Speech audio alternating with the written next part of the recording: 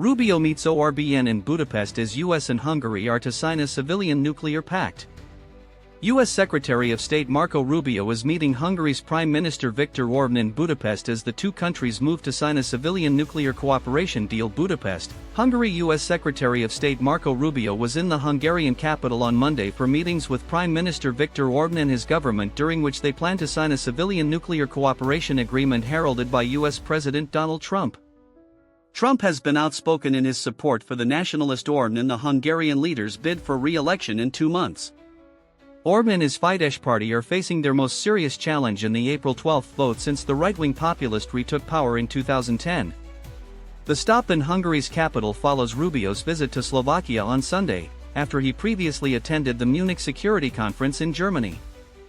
Led by Euroskeptic populists who oppose support for Ukraine and vocally back Trump, Slovakia and Hungary represent friendly territory for Rubio as he pushes to shore up energy agreements with both Central European countries. Widely considered Russian President Vladimir Putin's most reliable advocate in the European Union, Orbán has maintained warm relations with the Kremlin despite its war against Ukraine, while currying favor with Trump and his MAGA, short for the 2016 Trump campaign slogan "Make America Great Again" movement. Many in MAGA and the broader conservative world view Hungary as a shining example of successful conservative nationalism, despite the erosion of its democratic institutions and its status as one of the EU's poorest countries.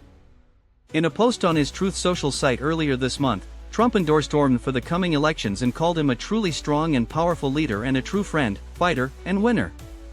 Trump has praised Orbán's firm opposition to immigration, exemplified by a fence his government erected on Hungary's southern border in 2015 as hundreds of thousands of refugees fled Syria and other countries in the Middle East and Africa. Other U.S. conservatives admire Orbán's hostility to LGBTQ rights. His government last year banned the popular Budapest Pride celebration and allowed facial recognition technology to be used to identify anyone participating despite the ban.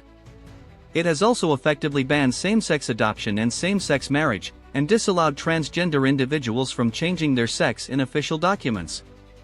Orbán has remained firmly committed to purchasing Russian energy despite efforts by the EU to wean off such supplies, and received an exemption from U.S. sanctions on Russian energy after a November meeting in the White House with Trump.